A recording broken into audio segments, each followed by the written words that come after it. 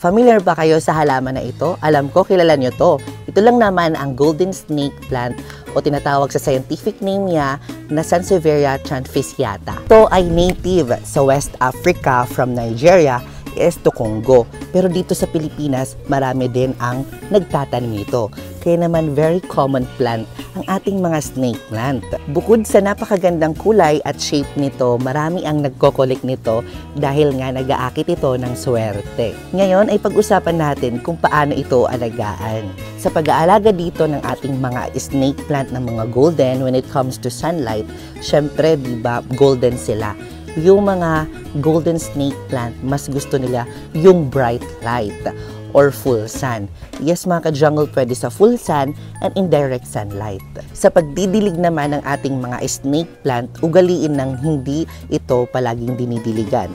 For example, kung dry na or tuyo na yung soil nila, doon na kayo magdidilig. Ayaw nila kasing palaging sinadinidiligan since ang ating mga Sansevieria ay mga species siya ng mga cacti at saka mga succulent.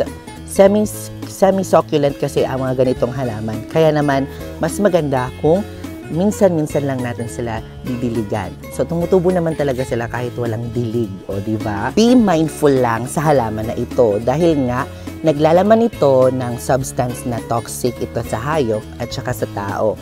Kaya naman, kung tayo ay magpaparami nito, magka-cut nito ng mga cuttings ng ating mga leaves ng ating snake plant, yung dagta nito ay makati. Kaya naman, ingat lang, be mindful kapag magpaparami ng mga halaman na ganito. Mas maganda kung galing siya sa kanyang suloy para hindi po siya delikado sa pagtatanim. Ang ating mga golden snake plant ay pinapaniwalaan na swerte dahil nga according to Feng Shui, kapag daw yung halaman ay may ginto sa gitna, meaning nito ay nagpo-promote po siya ng abundance. So kaya naman kung meron kayong mga ganitong halaman ng mga snake plant, alagaan nyo ng mabuti dahil swerte ito. And aside from that, napakaganda ito. Ayan ang ating snake plant mga ka-jungle.